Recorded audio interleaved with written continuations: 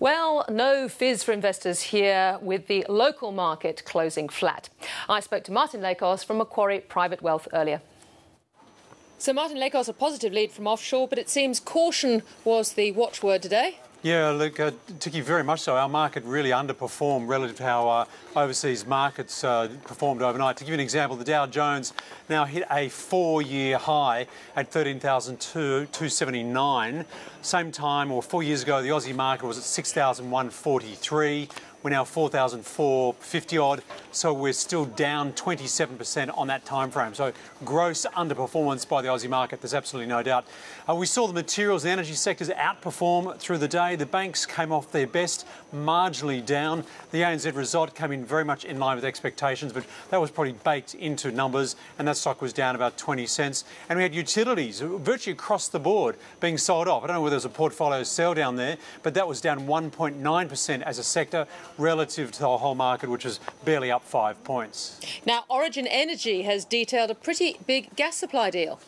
Yeah, look, we had Origin Energy present at the Macquarie conference, which is over the next 3 days. Grant King, the MD, certainly gave a comprehensive rundown. And what he did announce was 360 odd petajoules of gas to be supplied to the Gladstone LNG project. That's over the next 10 years, with a possible ramp up. Now, the interesting thing with Origin is they've got a second train of gas development coming through. We're expecting FID, financial investment decision, to come through in the next few months on that second train. And it does mean that there's potentially a funding gap for Origin.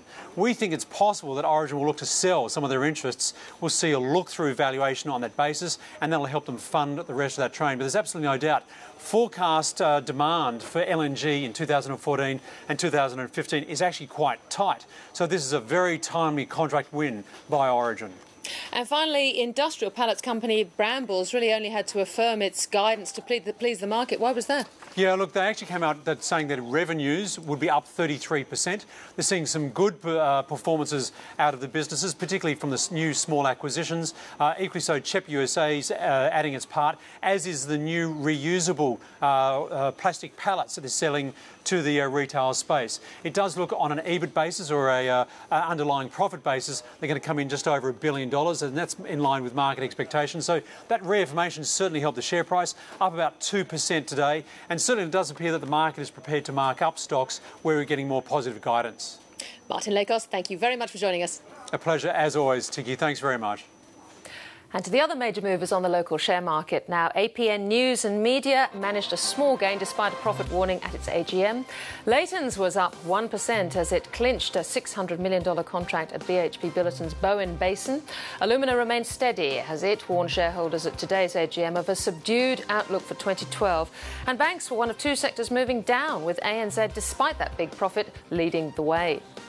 Turning to currency markets, the dollar managed small gains after yesterday's dive. And in commodities in New York, oil climbed to $106.15 a barrel. Gold is down for a second day.